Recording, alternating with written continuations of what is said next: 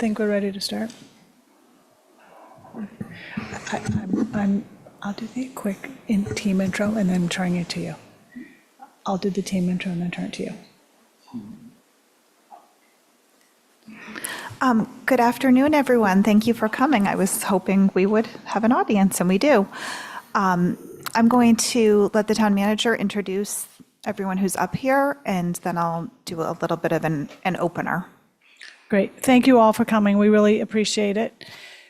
Our team today that will be presenting the new Our Island Home project is myself, Libby Gibson, town manager, Rick Sears, assistant town manager, Craig Piper is our architect and designer from SMRT, Don Holgate, select board member, John Lemieux is our owner's project manager from the firm Vertex, Bob Eisenstein of Eisenstein Flaherty Associates, and Bob is our currently under contract with us to help run the Island Home, help operate it and provide administrative assistance.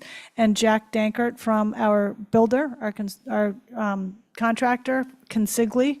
And we have Michelle Monroe here. She is the assistant Our Island Home administrator. And other assistance along the way of this project has been provided by Friends of Our Island Home. We've been consulting with them. They're not representing us. We're not representing them, but they are helping promote the project. Our communications manager, Florencia Rulo, our finance director, Brian Turbett, who is right over there. And we do have a finance committee representative, Peter Schaefer, who could not be here tonight. So we're going to take you through the project. Dawn is going to provide some introductory remarks. We have some videos to take a look at. I think we're going to do the videos first. Is that lined up? I think it might be. Okay. And then just, again, overview of the project, and then we would love to take questions. Go ahead, Dawn. Okay, yes, we'll go ahead and play the video so you can see some clips up on the big screen. A lot of the challenges that this staff encounter are the space, the confinement, the storage of equipment. Trying to provide top-notch care in such an antiquated facility is hard. We're here to serve our community, and I want to give them the best that we possibly can. With a new building, having a private room, they will have a bigger gym with newer equipment, a state-of-the-art medical examining room where I can do, examine patients more efficiently and do minor procedures. And these are things that cannot be accomplished in our current facility.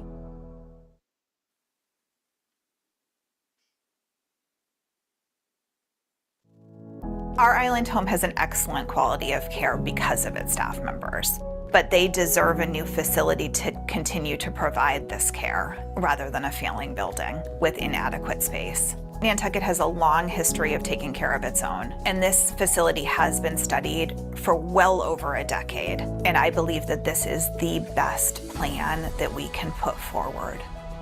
The new facility would provide the technology and capability to allow the staff to provide an elevated level of care that is required by today's state and federal regulations. If you've never visited our Island Home before, I highly encourage you to arrange for a tour to see why a new facility is so necessary. Our Island Home has an excellent quality. Having a skilled nursing facility on Nantucket is vitally important. My father was here long-term and my mother was here short-term. The joy of being able to drive by and pull in at any time. It was wonderful to have them here and nearby. We were really pleased with the availability of the staff to answer questions. It made my life so much easier. We chose our island home on Nantucket because of the location. I wanted to be able to see my mom on a more daily basis. Having her close by, I can see the kind of care that she's getting. It's easy for her to help me communicate. She interprets for me. Having my daughter here is so important to me.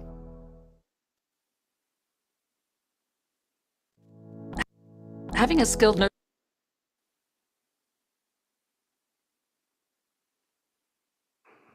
Okay, well, that was a little snippets of what's to come. Sort of beginning question is, why do we need a new Our Island Home? Are we going? Yes. The slides are behind me. We've been studying this for well over a decade, studies going back to 2007, when we realized that this facility that was built in 1980, 1981 was not going to be adequate for the future to provide the level of care and the space and the code requirements and services that we really need and that the island really deserves for both our aging population and for short-term rehab options. Overall, the rooms are too small. Most of them are doubles. There are only 3 singles. There's not enough storage space. There's not enough, there aren't showers in the bedrooms. There's a shower room that people go down to. It's a slab on grade, which really creates a lot of issues with maintenance. It's inefficient for utilities. It's in a flood area for people who are living there full time. In the event of an emergency, there's a lot of hurdles that would have to be dealt with. So we started looking at, like I said, in 2007, and we've gone round and round and brought forth a number of different proposals and a number of different analyses. And I really do believe, as I said in the video, that this is the best plan that we can present to the community. We continued with this after it failing in 2017 because we knew that there was an opportunity to revisit all of the concerns and try and work through them, which I believe that we have done, and that it was still a necessity. And then we proposed the operating override, the $5 million permanent override to continue to operate the facility, and we took that as an indication from the community that this continues to be something that's important to them to provide on the island. I'll probably go to the next slide.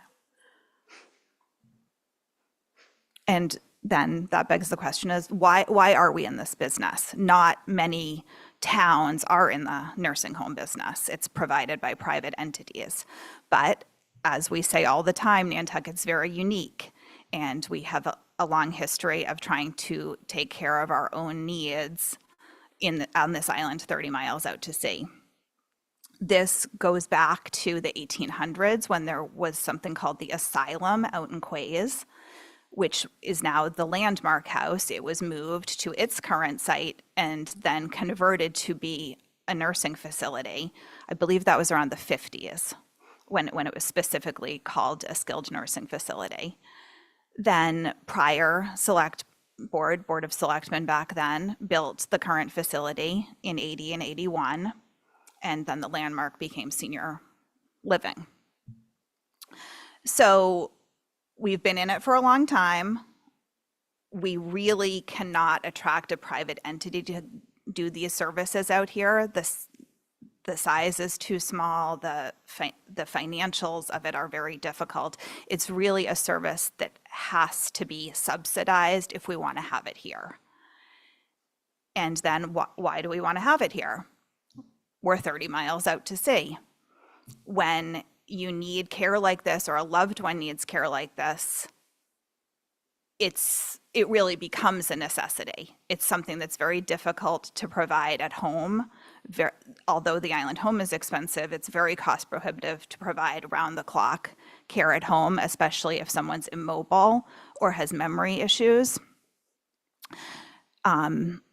So it even gets a little bit emotional for me to think about when you're in this situation, how dire the need is, and the thought of having a boat right away on a boat schedule that you're stuck to, or a weather schedule that you're stuck to, is a real challenge. And this is a huge price tag. It's the most expensive ask that we have had. We do have to start to wrap our heads around, as a community, these are the type of building costs we're going to see as we build any new facility. And we will get a little bit more into that on why it costs what it does and some other things that are included in the overall project. But again, to just finish that up, is we did believe that with the operating override and the continued analysis to try and deal with the concerns that people had, that we were directed by the community to bring forth this proposal. And last, on the taxes, there is a calculator, which we will get into on the town website. And it was said really well the other day at the town association that if you have a loved one off island, even if this adds between $300 and $600 to your yearly tax bill, how much are your boat tickets going to cost? And how many less times are you going to be able to visit that individual? Or have your loved ones visit you if you happen to need this someday. And it can even, it's not necessarily end of life or long term. Someone may have a hip surgery or a knee surgery and utilize the island home for 2 weeks, where people within the community are right there to be able to go visit them. So yeah, this is back to some of the stuff that we have done. This is all available on the website. One thing I will speak to about the 2007 study is that they suggested that we increase the number of beds. We're licensed right now for 45, but the new proposal has 12 rooms that are large enough to expand to that 57 number if we were to increase those 12 to doubles. We did go back and do a very extensive analysis of the current location, and that was in 2019 through 2022 after the failure of the last proposal at Sherburne Commons, which had a number of differences to this current proposal. And what it really comes down to, the current site is too small to build the needed one-story building. There are very big hurdles, including safety and numbers of nurses and staffing and so forth, that make a two-story facility not ideal in any way for the island, especially with firefighters not having other firefighters that can come give mutual aid in the event of a catastrophe. But to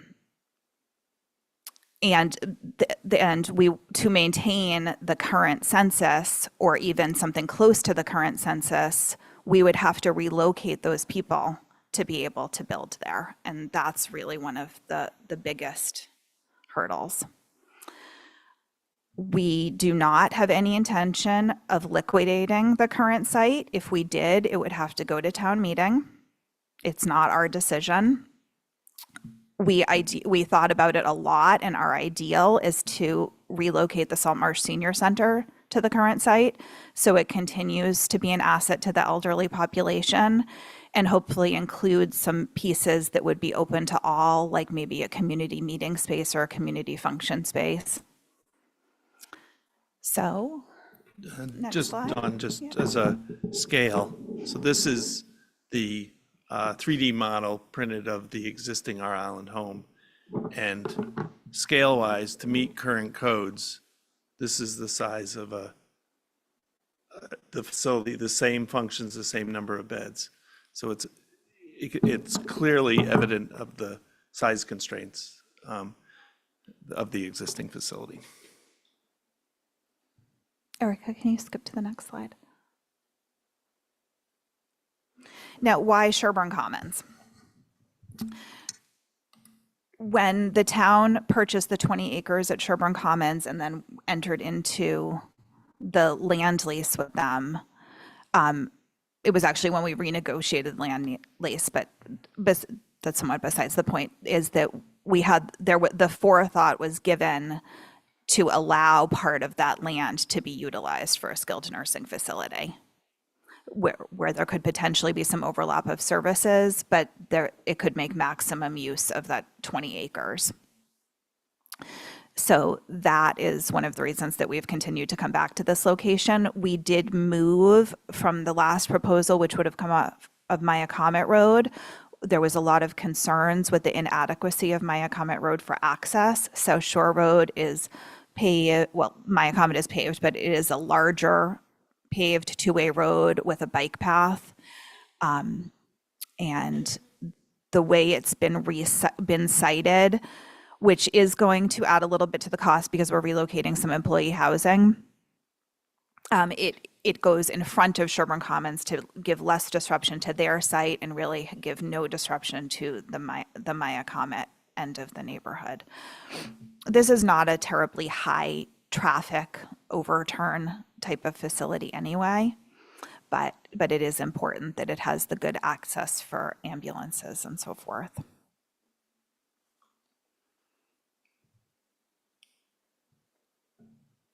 I already addressed what will happen to the land, or what we hope will happen to the land. I mean, ultimately, renovating that building into something else or rebuilding on that site will be up to the voters overall. And I'm going to turn it over to John to address some of the nuances of the overall cost. I get the fun part. Thanks, Dawn. So talk a little bit about cost and project budget. The current total project estimate is between $110 and $115 million, with $8.5 million having already been appropriated by the town to get us through design, permitting, all of those things in pre-construction to date.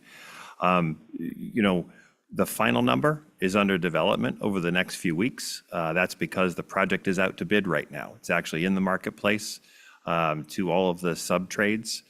So that when the final number is put out there, it's the actual number that the contractor and subcontractors are going to be paid to actually construct the project.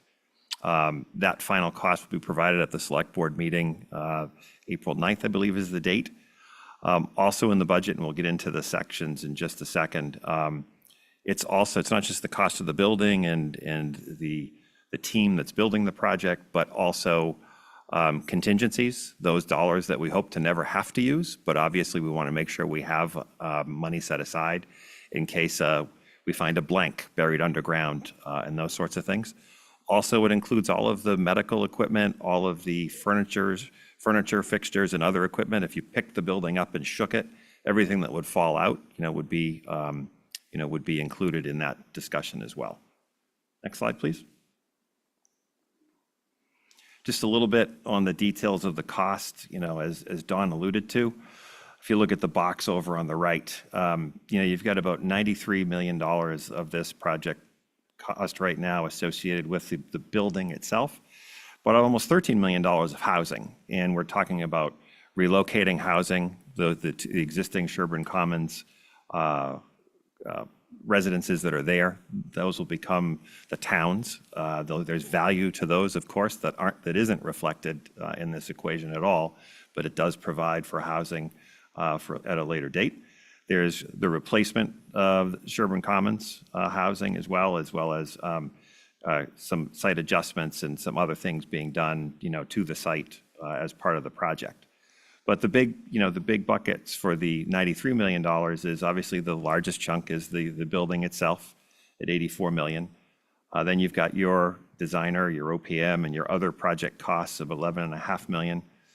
The FF&E and the medical equipment we talked about at just under $3 million. And then contingencies. Again, we've carried about a 5% contingency on the project. And to be clear, that isn't money that goes to anybody's pocket but the town's if it's not used. This is a public project, not a private one. There are no cost savings incentives with the builder. Any money that's not used just ultimately isn't long-term borrowed and doesn't impact residents' tax bills. So next slide, please. So why is it so expensive? Some of it, as Dawn alluded to already, Nantucket is 30 miles off of the coast. Every single nail, stud, screw takes a 30-mile boat ride. It's no surprise to all of you who've lived here for a long time. Everything just costs more out here. I can say that in the last 5 years, the cost of public construction has doubled. So that is a huge impact. When people say, how can this cost so much? Really, since just before COVID to now, regardless of what side of the water you're on, public construction costs have doubled for a host of reasons, including the greatest increase in construction inflation that we've seen in 4 or 5 decades. So all of that kind of plays into it. There's also the possibility of tariffs. You've all heard plenty about that. And we will make sure that, having a construction manager on board and the open book accounting method, we'll know how much money is being put aside for tariffs. If in fact we get hit with them, we'll have them in the budget. If we don't get hit with them, great. It's monies that will be able to be, not used and not borrowed. There are some impacts to the project, based on HDC requirements. But that is what it is, and we're going to incorporate those into the building. Energy usage, the building is really, looking forward to be a fully electric facility, and having all of its power on site between photovoltaics on the roof and a geothermal heating system in the ground. It's a smart investment for the town. There are also associated with, making those commitments to sustainability. There are a number of rebates that are available, some with, just with National Grid. There was some hope about the Inflation Reduction Act and being able to do some offsets later. Those programs were put on hold. We have had clients who ultimately did receive their rebates to the tune of millions of dollars. We'll just have to wait and see. But that's, irrespective of the fact of it's the right type of building system to be putting into the project. Bob?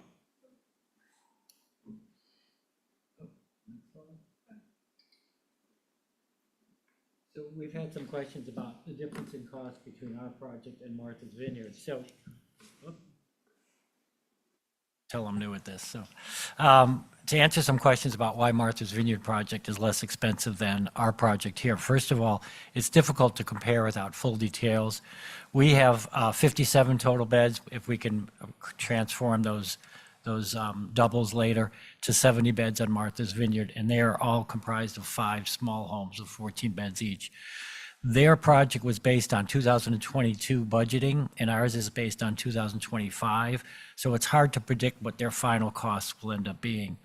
We have to go through the Nantucket HDC requirements, which you've heard from John earlier, Historic District Commission, meaning that our building, while creating a special building, the cost of the large attic and shingles, for example, significantly increases the construction cost as compared to Martha's Vineyard. The Navigator project is what's called the Green Home Model, and the Nantucket voters rejected this model in 2017 based on its higher operating costs. So we may have higher construction costs, but lower operating costs after it's built. We have municipal procurement requirements, prevailing wages, contracts, RFPs, et cetera, here in Nantucket because we're a municipally owned entity.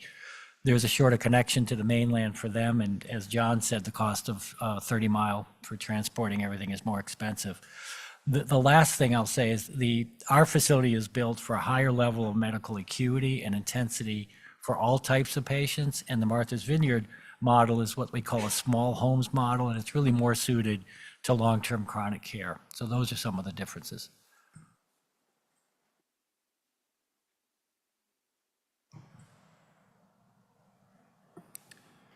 So what we wanted to talk about real briefly is how it impacts each individual taxpayer.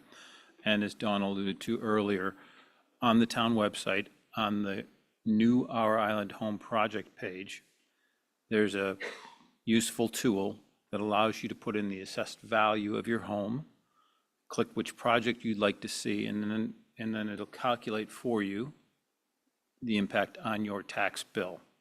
So oftentimes, at town meeting, for instance, we'll talk about the average assessed value of a year-round home with the residential exemption, and then we'll tell you how much it costs. So the average assessed year-round home for this year in Nantucket is $2,058,091.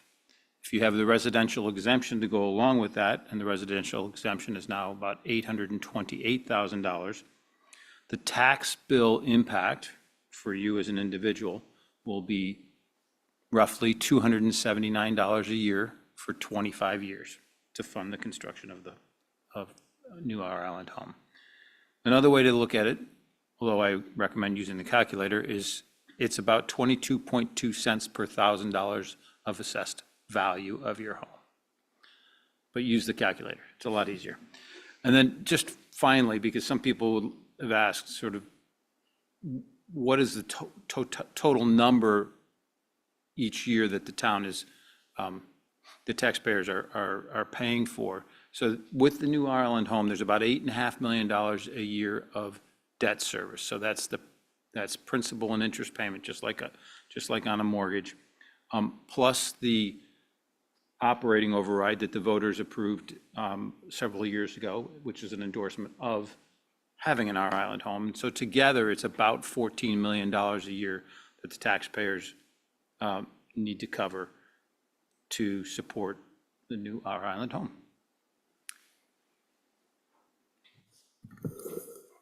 Thank you, Rick. We've had a lot of questions about whether or not the town could undertake a fundraising campaign for this project and raise donations to help offset the cost.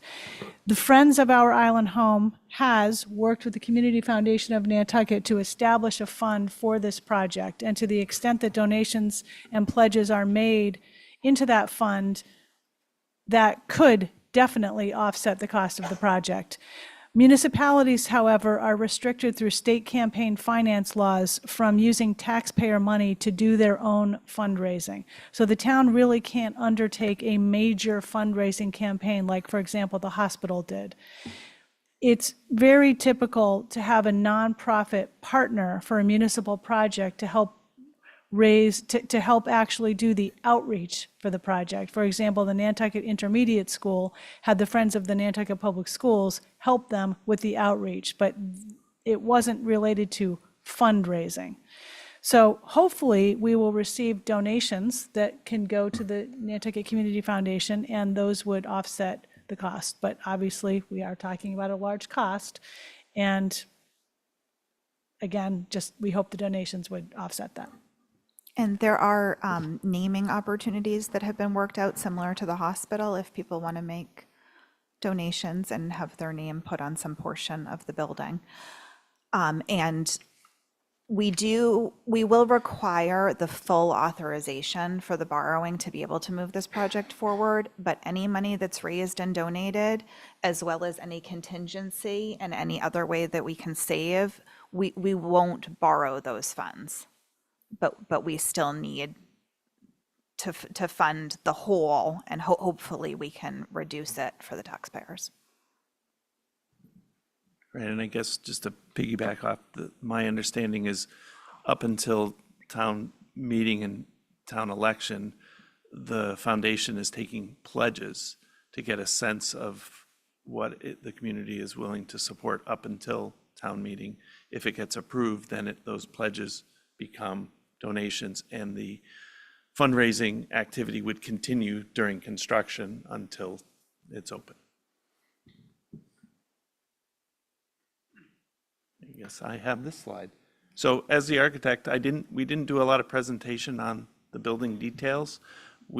During the question and answers, a lot of the images of the project will flash through. So hopefully you'll have opportunities to see the look and feel of the building. If you haven't so far, we also have done a number of presentations to Select Board over the last few months, and so those are all recorded if you'd like to look at those.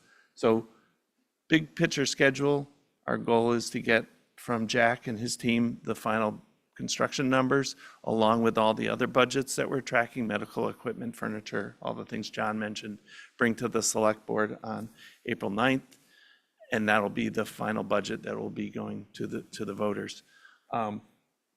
Assuming the vote, the meeting is successful and the vote is successful, we'll move right into our construction procurement phase, and with the goal of starting construction in September of 25, with the goal of opening in the end of 27. I have to do the math, 2 years of construction.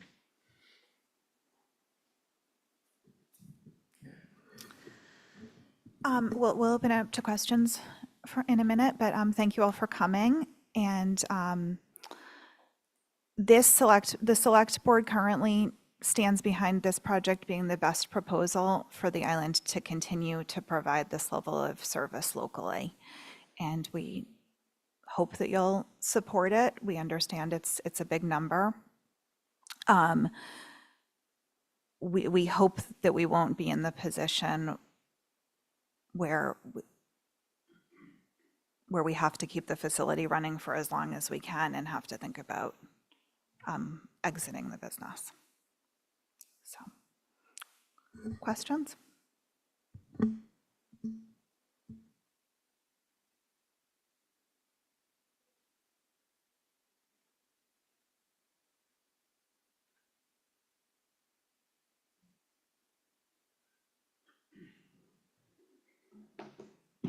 Hi, thank you. I have a couple of questions. Thanks for the presentation. I don't think there's anybody on Nantucket who doesn't want to see a new island home. It simply comes down really to the number. We'd all love to see a new facility. Let's face it, we're all here. That's going to be us someday. So we need to take care of ourselves. I have a couple of questions.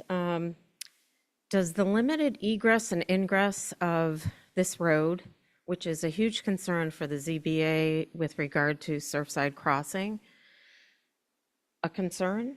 I would think it would be of the utmost concern given ambulances or emergency vehicles having to come in and out if there's an incident. That's one question. Do you want me to start with that? You want me Sure, to- yeah. There's the main entrance. Sherburne Commons also does have a fire entrance on the backside on Maya Comet Road that's gated, so that will be available, as well as into the building. There's the way people will normally come in, and then there's another access right off Old South Road for a fire truck. But South Shore. right off, I'm sorry, Oh, right off okay. South Shore Road for a fire truck. I know, but that all the spills big thing into- is yeah. that they can get in from the Maya Comet side if something were to obstruct South Shore. I think that's important, so thank you, even to be more than just an access, but does it need to be private rooms? I have friends who are in facilities on the Cape and they're always forced to share rooms, and while that's not optimal, it kind of is a reality of today's world. So I would hope we would consider having semi-private rooms as well as just private to Yeah. expand that ability. I can answer that for you. Much like hospitals were probably 10 or 15 years ago, that the best practice, and this is coming from centers for Medicare, Medicaid, and local health departments because of the COVID outbreak primarily, is to have single rooms if possible. It makes a huge difference. And then we will be able to have those 12 rooms expanded if necessary to have semi-private rooms. So single rooms are really optimal, and that's, we're pretty sure that's what's going to be happening in the future. It's not mandated, but it could become mandated very soon. I'd want a friend. You could have one. They're big enough to have someone bunk in with you if you Yeah, like. Val, just to piggyback, one of the design features that we do, as we said, we have the flexibility of converting a couple of rooms to doubles in the future. We also have rooms that are adjacent to each other that have access between their individual rooms, and the connection is just between the two. So siblings could be next to each other. Like if in a that- hotel when you have that. Correct. Yeah. Right. Okay. But Val, I'm sorry, just to quickly tack on a tiny bit to what Bob said, and Bob knows much more about this than I do, but after COVID and during COVID, there were a lot of increased regulatory requirements imposed by the state and federal government on infection control Yeah. measures in nursing homes specifically. So that's another reason why the single room is optimal, as Bob said. Okay, thank you. We did look at reducing the number of rooms. It doesn't Oh, I don't it think doesn't reduce. it doesn't save a lot, and it doesn't decrease the size of the building a lot. No. Yeah. I'm more about more. Yeah. So, yeah. Just asking. Well, licensure wise, that 12 number is a magic number of how we can increase the licenses. It would be very hard to, I think, increase beyond that. Okay. Now I'm on an HDC question, being an HDC person. I think I did a private or semi-private review with people. And as far as I know, I didn't sit on all of the application as it came through for whatever reason, but it was very well received. So I'd like to know what changes the HDC required that made a significant cost difference. It's not necessarily the changes, Val, it's following Nantucket in mind procedures, building with Nantucket in mind. If this facility was on the mainland, most likely the building would be a very simple structure, flat roof, very cost effective in those manners. So that's where we are referencing the increase of following the standard, which makes the building look amazing and the community very amazing. It's just, it's a delta from if you're comparing a building that would be built on the mainland or any senior living facility. Okay. Because I think we were really pleased from the get-go with this whole structure. Correct. So thank you for the clarification. And would private funding make a difference in how this would be parsed out to be constructed? We always have to go through the system of municipality construction processes and how much that increases costs. What if there was a way to privately construct it? I think that might be a question for either John or the finance director, but it's going to be, if it's going to be operated by the town, the procurement requirements cannot be waived, Okay, even if it was privately funded. okay, thank you. Peter Morrison is online. Go ahead, Peter. Okay, I'm unmuting and can you all see me? We can hear you. All right, well, it doesn't matter if you see me or just hear me. I want to say, I want to offer my perspective on this whole issue. Some of you, I'm Peter Morrison, as some of you know, I'm an applied demographer, retired from the RAND Corporation. I served on the town's 2020 Census Advisory Committee, and I've had a long-standing interest in our resident population, both seasonal residents and those of us for whom Nantucket is our official legal residence. And I wanted to point out that it's important to understand that modernizing our island home is what I regard as a necessary response to imminent demographic realities. A rising proportion of Nantucket residents will be in their 80s and 90s as the baby boom generation matures into those ages. And this demographic surge is going to boost the absolute number of elderly residents who cannot live independently.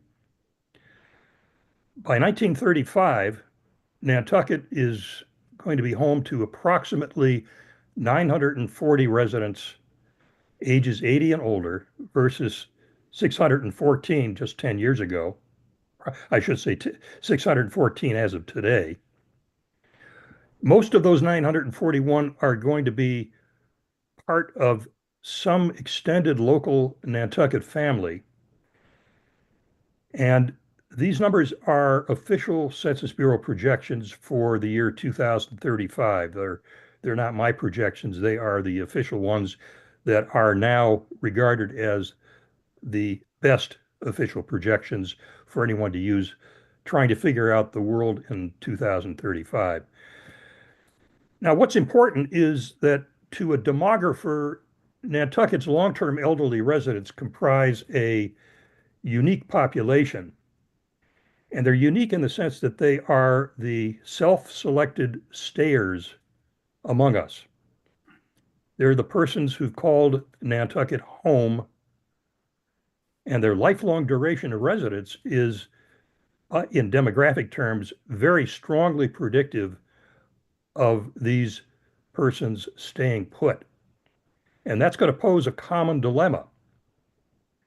The dilemma is that many extended Nantucket families with strong local ties are going to find themselves unable to care for an elderly family member without a modernized Our Island home. Now, that's the problem. And as Finance Committee member Peter Schaefer fairly summarized our situation, financially it doesn't work. It's a moral decision. Well, I'm here to say it's not just a moral decision anymore, because we now have the Community Foundation for Nantucket having established the Our Island Home Campaign Fund to support the construction of a new state-of-the-art skilled nursing facility on Nantucket.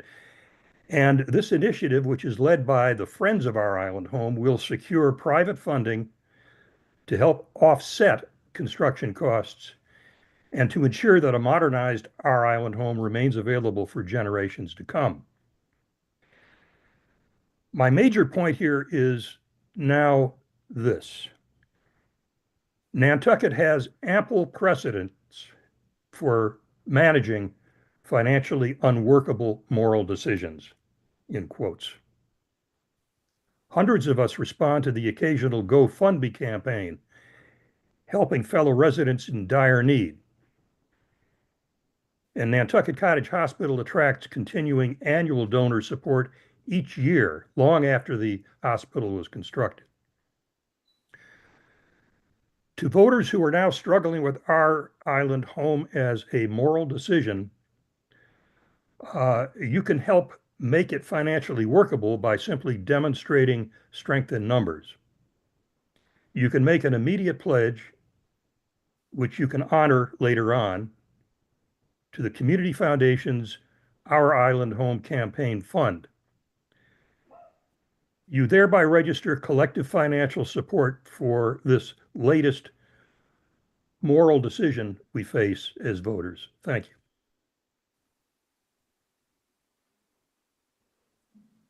Thank you very much, Peter.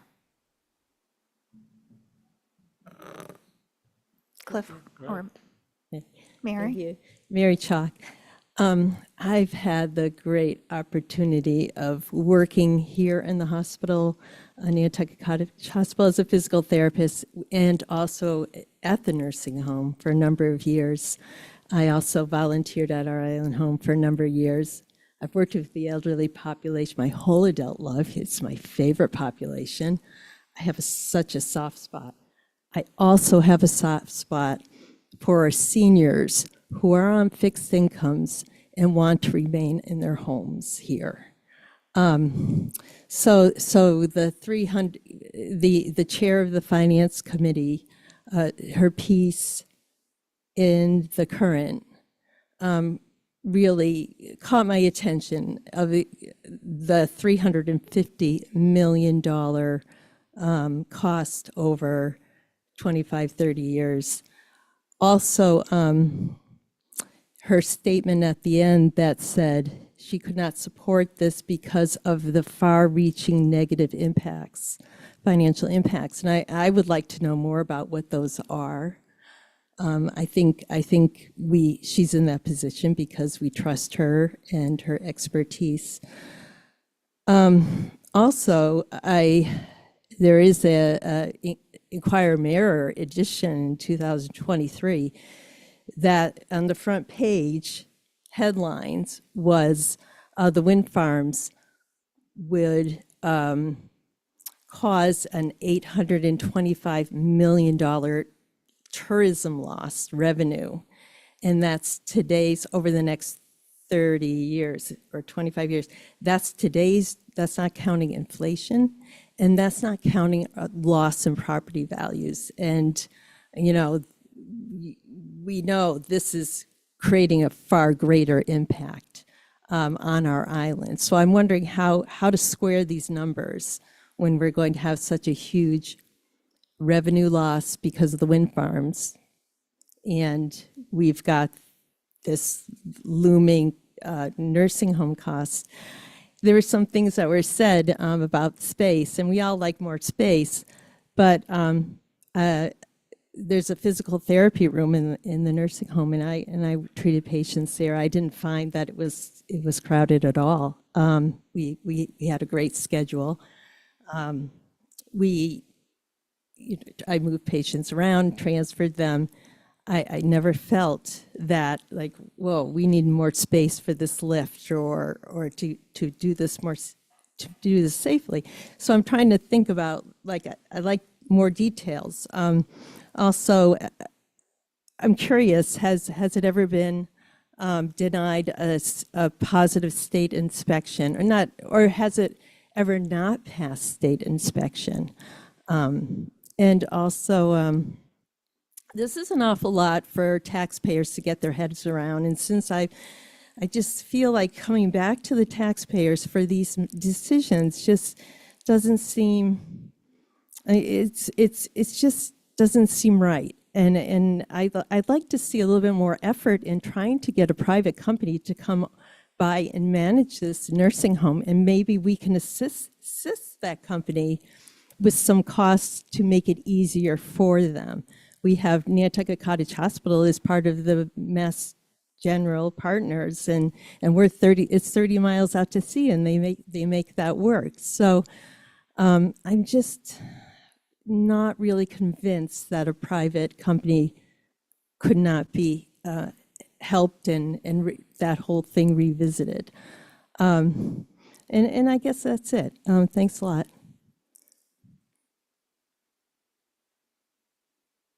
Bob, do you want to address some of the Yeah, deficiencies I can in the address building? a couple of your questions. Number one, on the space requirements, and if we're going to continue to pass life safety, right now the square footage requirements per bedroom and bedroom space per bed, and Craig, you can chime in if you have more detail, is going to be changing in the state. It's held up right now in the courts, but a lot of nursing homes are frankly not sure what they're going to do, whether they're going to renovate, build new. There are a lot of nursing homes that we work in other parts that are actually reducing their total number of beds to comply with the new square footage requirement. So the regulatory environment is going to change, and that's what's driving some of our planning to make sure we've got enough square footage for future, to make sure we can continue to pass life safety in the future. Right now, we've been very fortunate because we have been able to pass, but a lot of the physical plant systems within the building are failing. And we're probably this close to failing a future survey. You're correct. So far, we've done a good job, but we're not going to continue to pass life safety in the future. As far as the space of the gym, I think it's all in the eye of the beholder. I think what happens now is if you come visit now when we're at 44 patients and we're full, and I can't remember if I've met you before, but it's very difficult to move around if you have more than one patient in that gym. It's sufficient, I guess is the word I would use, but what we're really looking at is a state-of-the-art building with much more equipment than we currently have. Grab bars, the bedrooms also are going to be completely different. They'll have grab bars all the way up and down the entire, from the bed to the bathrooms. There's a lot of really positive changes that will help try to get patients to be independent enough to go home. The other thing we're taking a look at is building a suite that will be like what I call a training for home discharge suite. So you can actually have them practice within that space, getting in and out of bed, transferring, things like that. So there's going to be a lot of new amenities built into the new building that I think will be helpful. I guess one other piece just to add, the existing our Island home is a wood framed structure. And so if that is just not allowed in new construction for skilled nursing facilities. So while the term, because it's there, it's allowed. That's to me is one of the pieces that I'm most scared for the residents. It's not imminent, but it's not best practice, and that's a major safety concern for me. Cliff.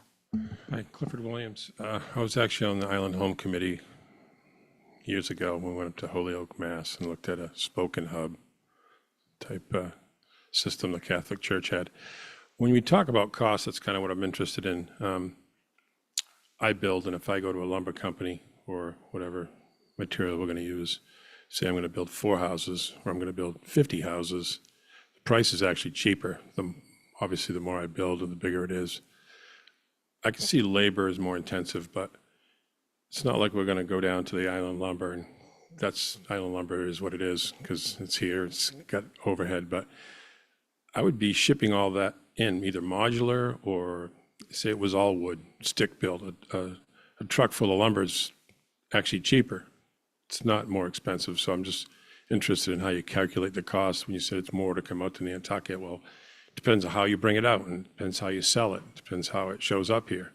So as far as the construction material, I don't think it's that much more expensive off island than it is here, as long as you transport it and deliver it, in a certain way. There's no middleman. This is a huge facility. I would think you'd get a good bid, and God bless the contractor. I want him to make money. I know that's been an attack on a lot of contractors around here when they bring up building houses for the town, that they might make money.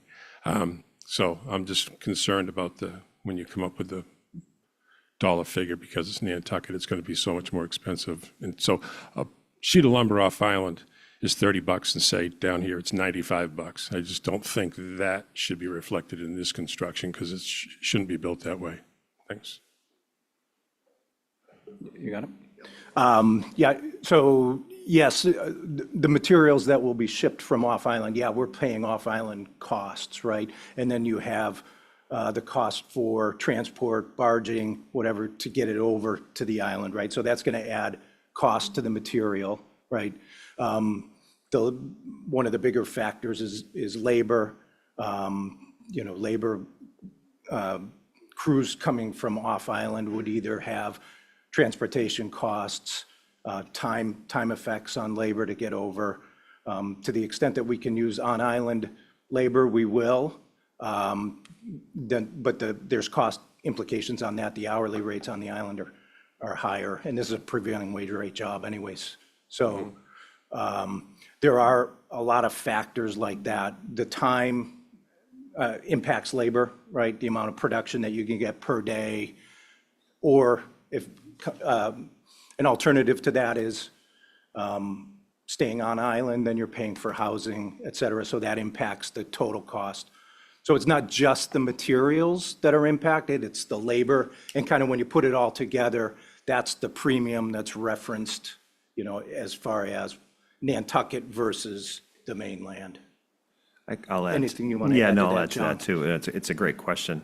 So I think that's the reason why this is an estimate, but by the time it goes to the select board and to the town meeting, it'll actually be a bid. So I would like nothing better than to prove these numbers wrong and too high. But our experience in working on the island on other projects, when we did this building, when we did the fire side, it was about 43% more than any fire station we were building on the land side, for all of the reasons that Jack talked about. So we're using that kind of historical premium for all of the things you said. I don't disagree. If you talk just about the one component, it really has a lot more to do, in my mind, about the expenses and the labor, right? The folks coming over, working 4 days instead of 4 10s instead of 5 8s. All of those things chip away at efficiency, chip away at production, and all of that kind of plays into it.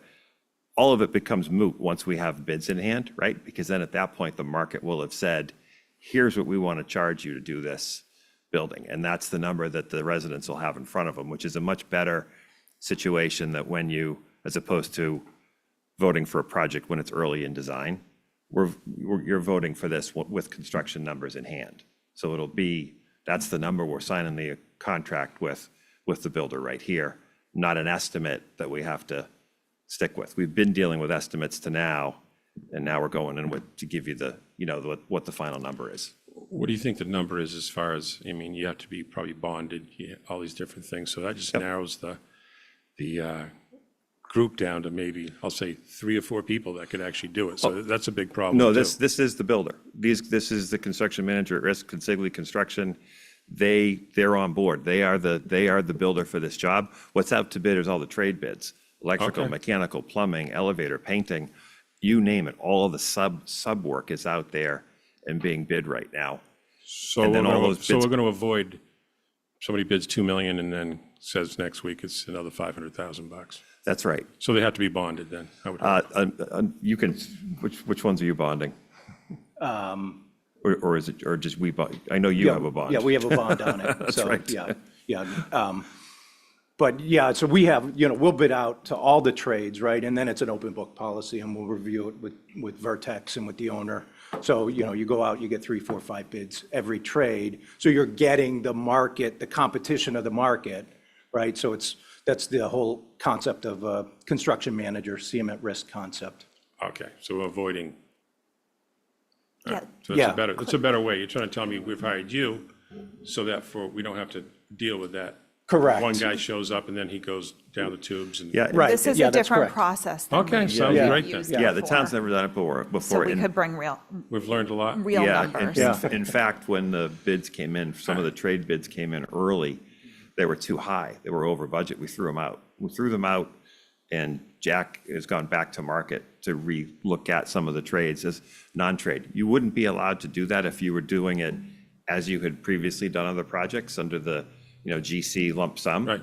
With this scenario, we're like, wait a minute, these are over budget. They didn't give us a fair shake. Okay, we got the okay. Yeah, you can go back to market on that. And that's what Jack's doing, putting it out not just to the folks that we had pre-qualified, but to the bigger pool of qualified firms that they've worked with in the past as well. So really trying to shake the tree and get Nantucket the best numbers possible and the most numbers for us to look at, right? So you don't just have to get stuck with the one person that bids. Is there opportunity for a local? Is there opportunity for, close by Hyannis? Trying to get, the best, the broadest look you can. You can't force people to bid the job, but ultimately we want to try to get, the most people looking at it as we can.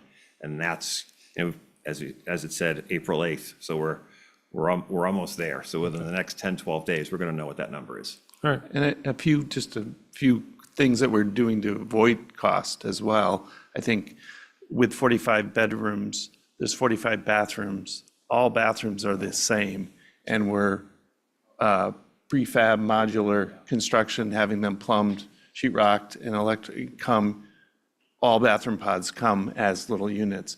Panelization, even though it's not a modular building, there's elements of the building, the framing, the panelization on the outside that we've standardized to make construction go to avoid the uniqueness. So I think that's something to share. So by hiring you, have we also avoided the cost of, we used to have to pay our architect like 20% of the job to stand there, even though you didn't need him. I mean, the black guy. Is that you? Yeah, anyway. Are you talking about an architect or like Well, we had a clerk of the works I type don't know. person? What do you want to call him? Unfortunately, A guy. the Commonwealth requires that. Yeah, yeah, good. Maybe they can. That's us. Maybe they can come up with the money. I don't know what that means, but okay. A lot of good questions. I have one more question. It's a question and sort of a statement. We have a housing project down the road here that is not produced anything. It got built and then it's been sitting still and we keep allocating money and nothing's happening. So I'm just making a statement. I hope that's not what's going to happen with this. We ran out of money. We need more. That's why we're doing it this way. I know. So just a statement. Thank you. And I am told those will be occupied by May 1st. I haven't seen anyone there, but okay. May 1st. It's still March.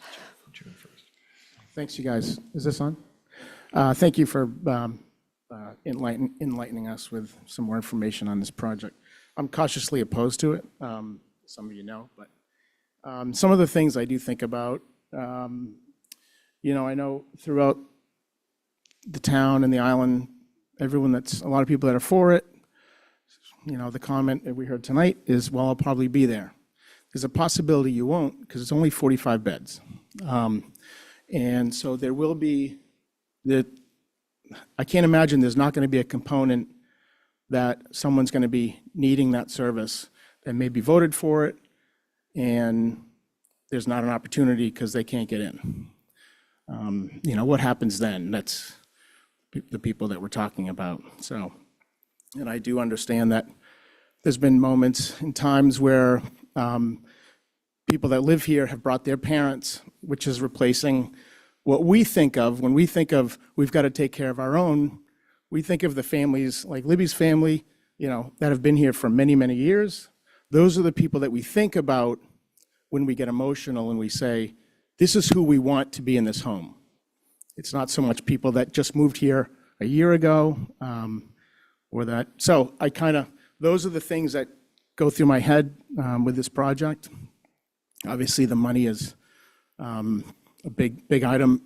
As far as the taxes, we hear that future projects are going to all they're going to do is go up and up. And, $268 or whatever it was is not a lot of money to a lot of people, but it is a lot of money to a lot of others. And the more projects that we present with that scenario, that tax will drive those people off island, which could be the people that we're saying we want to stay, we want to eventually be in the home. That's a place for them. So that's sort of, on the other side, that's my sort of emotional component to the project. I've seen the value of it. I've been there. I've sat on town committees since 2002 and have approved funding for the existing our island home, many years. But so I'm just cautiously opposed. I don't think the opportunity off island is so far distant from us that couldn't be an opportunity.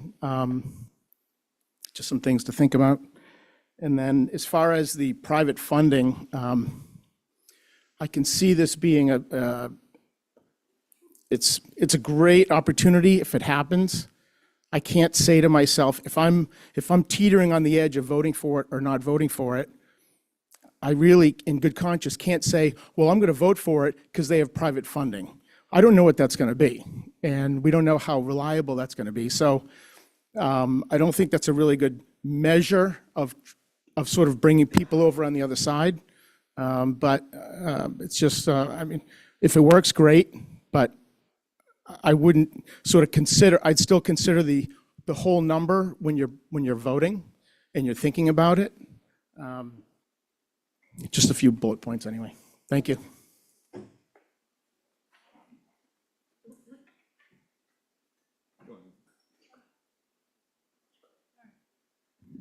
Erica? Erica Mooney, I had no intention of speaking tonight, but I have a couple thoughts on this. It is a huge sticker shock. I am a single mother raising 2 children, putting them through college alone. The thought of my taxes going up scares me.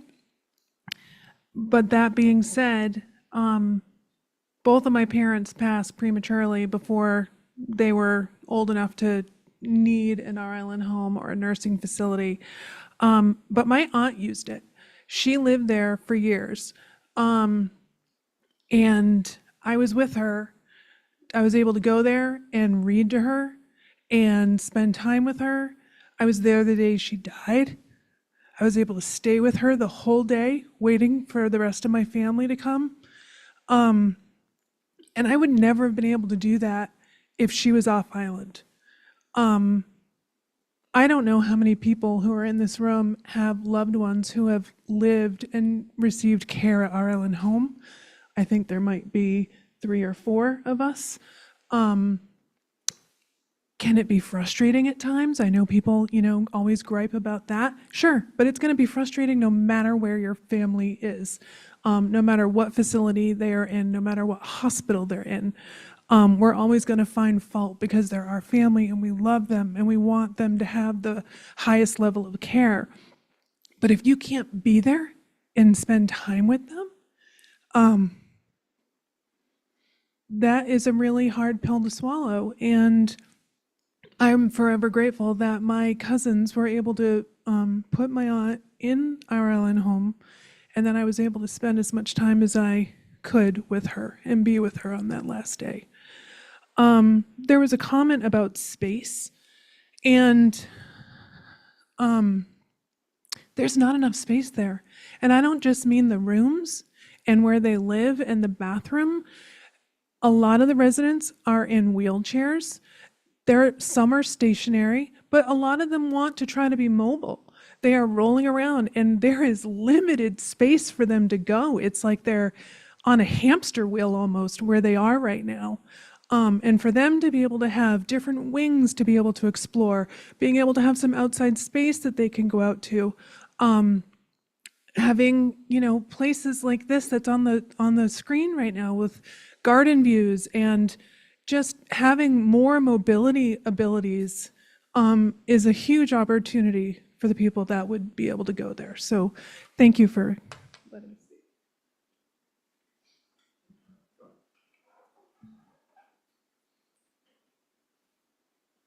Hi, Jennifer Costanzo. I was at the Island Home earlier today. I'm lucky enough to facilitate the Memory Cafe at the Island Home. I also worked at the Island Home during COVID. I was part of the Island Home community back in the early 90s when I ran the Adult Community Day Center at the Landmark House. I've worked with the elderly at the one place on Main Street, the Homestead, and my minor in college was in gerontology. And I taught swimming to the elderly and also aquatics, which is swimming. But I guess I'm just reviewing this to say that my career and passion on Nantucket has been working with the seniors of this community. I moved here as a single person, and in all sincerity, it was the seniors of this community that welcomed me to Nantucket. I stand here before you because I think we're talking about a population that is voiceless. They are not here speaking up to us directly, individually, as a community to voice what they need. We have built schools here on Nantucket for our children who are also voiceless because they do not stand before you and speak about what their needs are. So I find it extremely important to be a community member, to raise voice to those who are not here, who have for decades paid taxes, paid property taxes, who are now in the Island Home, who will for future generations need to be in the Island Home, who have paid taxes for decades. So I think it's important to those of us who are considering our $350, which equivalates to maybe 75 cents to $1 a day, is that worth it? Is it worth it to them who paid taxes for so long for schools who might not have had children, to now they need this tax base to get something that's very valuable? So that's just that piece. On another note, when we talk about who the Island Home services, in my experience and in my opinion, it is not just those who utilize the Island Home as a resident, but we utilize the Island Home as a community. And what I mean by that is we have Girl Scouts that go to the Island Home that do intergenerational activities, because many of us who live in the community of Nantucket don't have other family members. And that is a true value, in my opinion, of that intergenerational aspect. So that's one component. We have many other volunteer opportunities that people utilize the Island Home for it, and it's not just to visit their loved ones.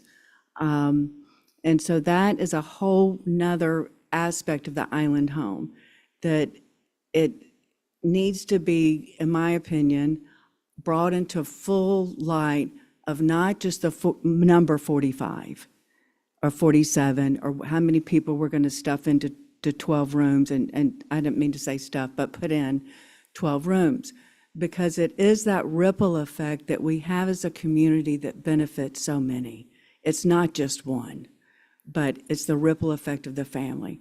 And then my question is, when you were reviewing the financial aspect of this project, the $12 million piece for the housing, I haven't seen that before. I'd like to know more about what that is, but I'm sure you have summarized by now that I am in support of the Island Home. I think the longer we wait, the more expensive it gets, and those people that are in the Island Home should not be punished because we as a community couldn't get our act together and make this happen sooner. Thank you.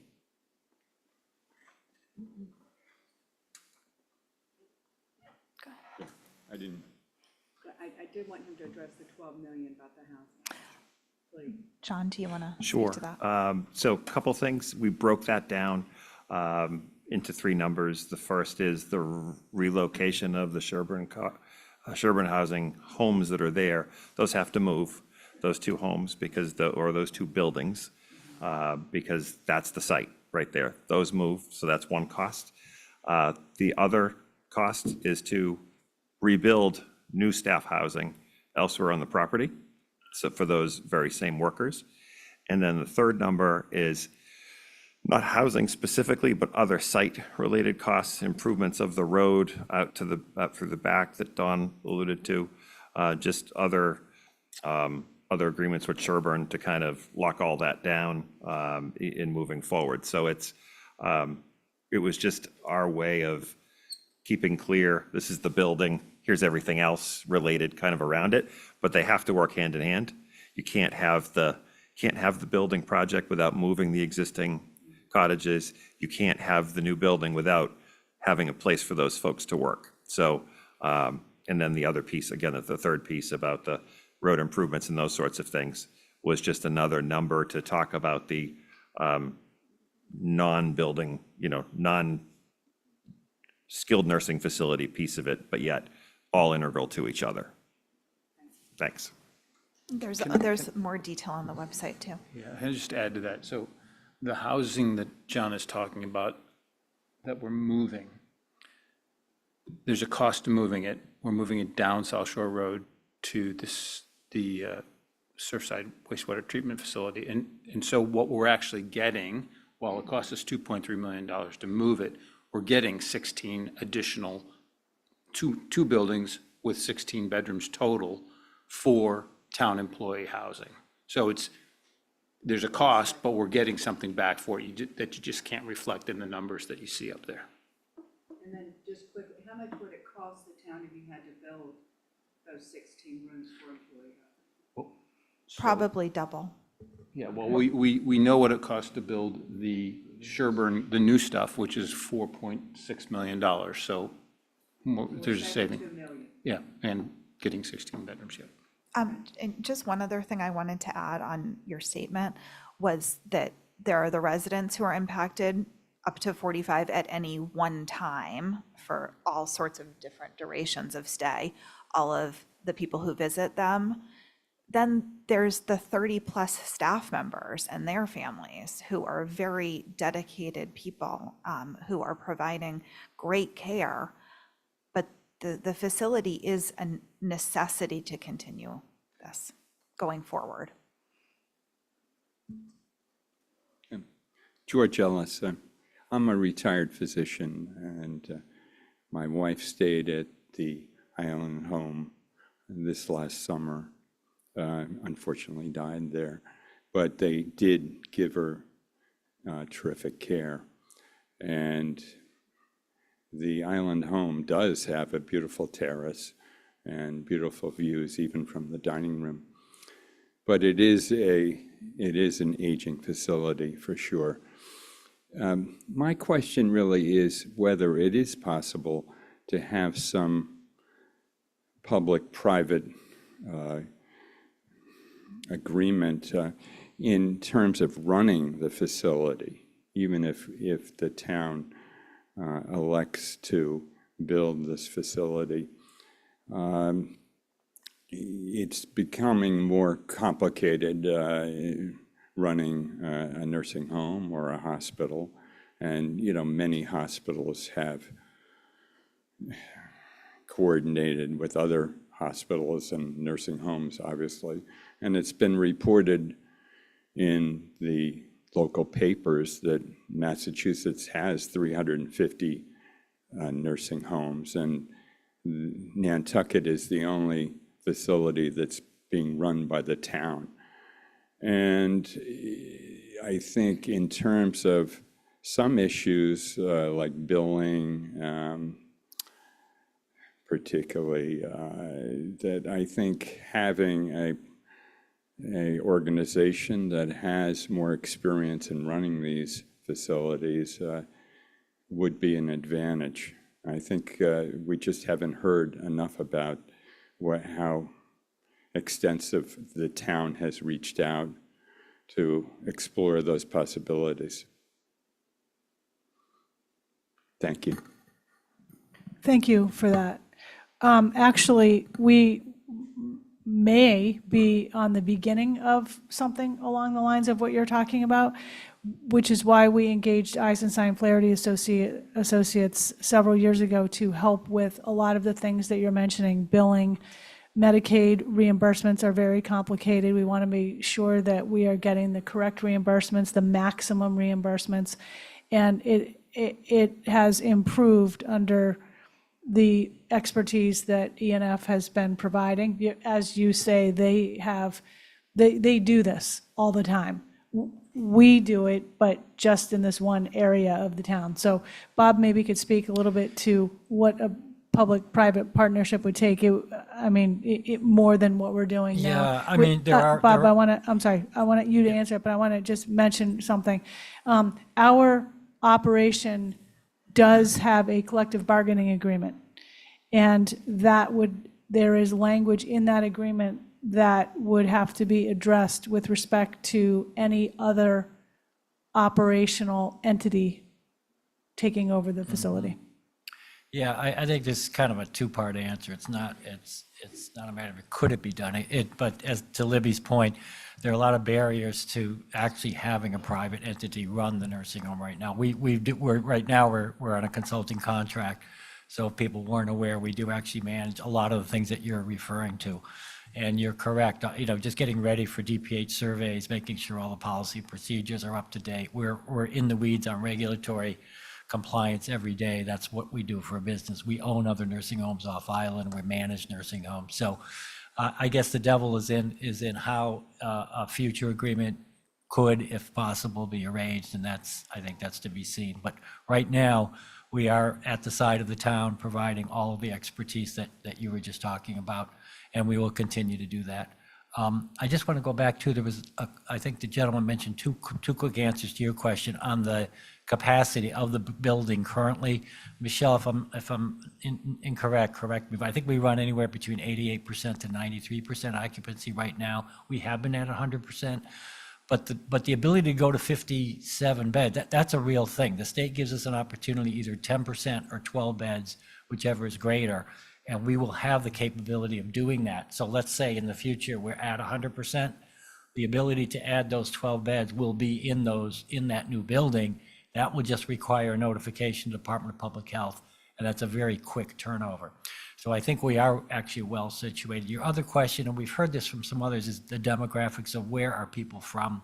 We actually had this question, we went back and reviewed.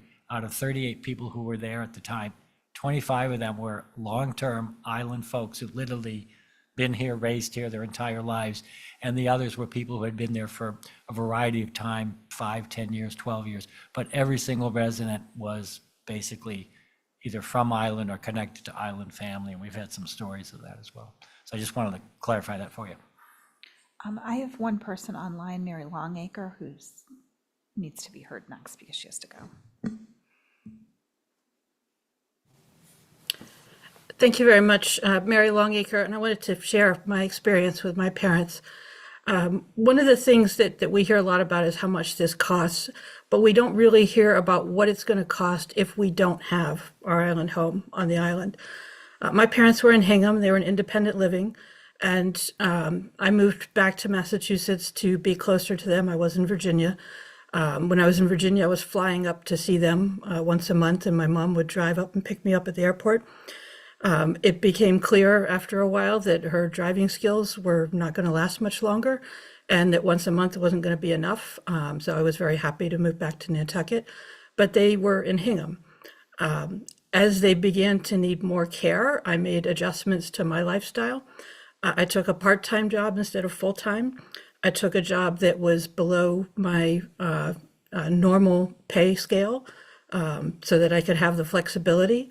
I began traveling every week to spend 1 or 2 days with them. I was paying for a car off island. I was paying for parking off island. I was paying for fast ferry tickets. All of those expenses add up, certainly to much more than a couple $100s a year. And then what happened was I got a call from the facility where they were. And the call was when I was at work during the middle of the day.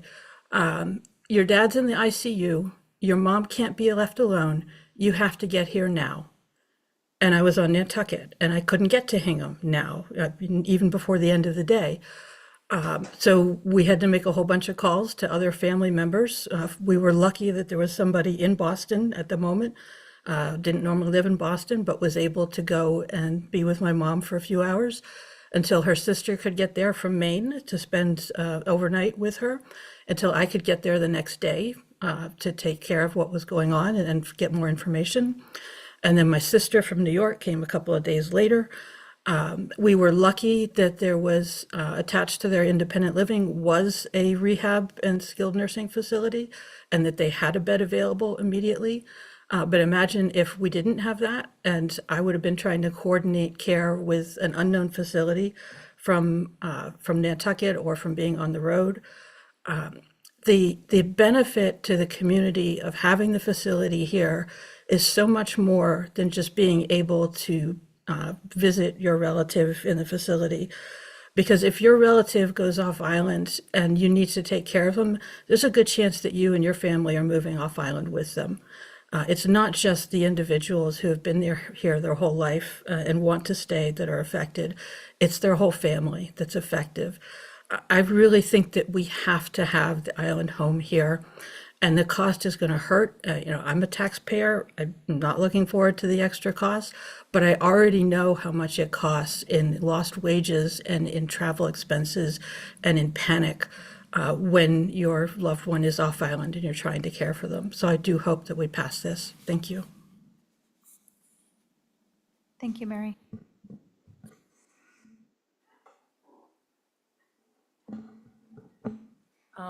I may have missed it, but I didn't hear anything about what the long-term cost or annual cost is once construction is complete.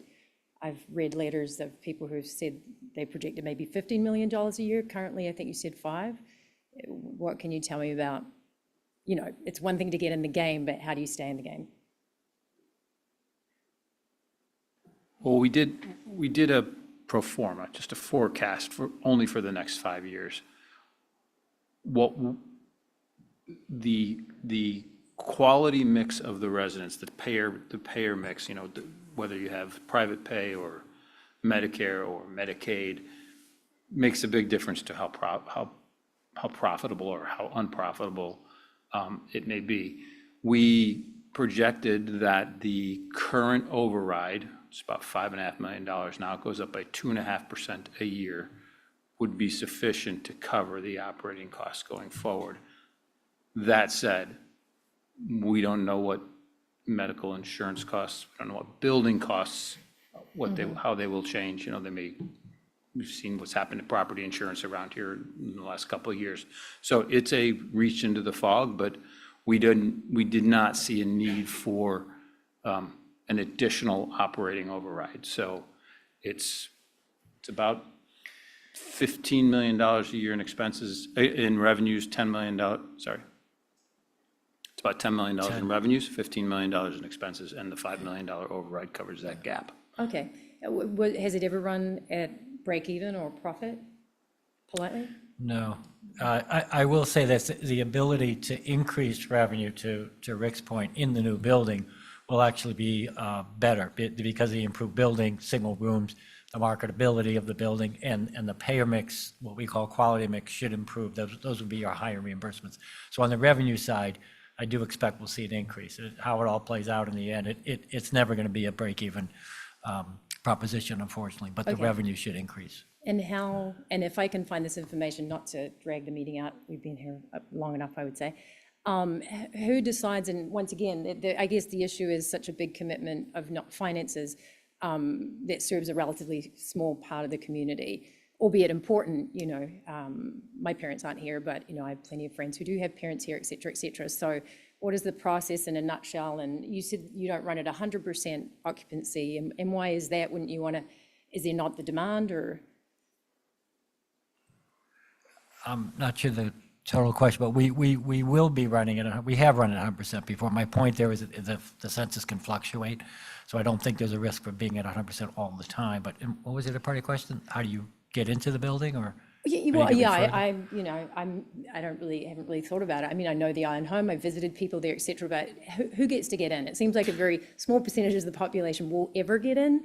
Not that that doesn't mean we shouldn't support it. You know, I'm kind of just trying to work it out. I've been out of the country for a month, so I'm a little, not in the dark. I was current with it before I left. But yeah, so who gets to get in? There's 40 to 50 odd people who are going to enjoy this experience, shall we say, plus the collateral of family and friends, Right, obviously. right. But who gets to get in? So most referrals come from inpatient hospitals, and that's where, you know, so Nantucket Cottage Hospital, we have some colleagues here, we get a lot of referrals there. We get from people who go off island to hospitals. You could also be referred directly from home. So we can do an assessment on anybody. Okay. Most of the time you go through your primary care physician. So if you have a question, that would be the primary route of referral, and the physician would contact our Island Home directly. Michelle's gotten calls, any of us. But anytime there's a question like that, just call the facility. And I love your accent, but you should come and tour, and we can give you more details. Sure. Okay. Fair enough. Thanks so much.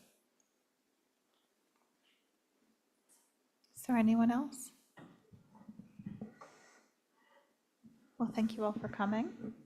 Hopefully some more people watched it online. We do have a number of other outreach sessions with the Civic League, Rotary Club. The Friends is sponsoring a forum at the Dreamland on April 10th at, I think, 5 o'clock. Thank you. And the town website, please go to the new proposed Our Island Home webpage. There is a ton of information on there, and if anybody has any additional questions, we would love for you to email them to us, and we'll try to get some answers and maybe even add them to our FAQs. We have quite a number of FAQs on the website. Okay, thanks everyone.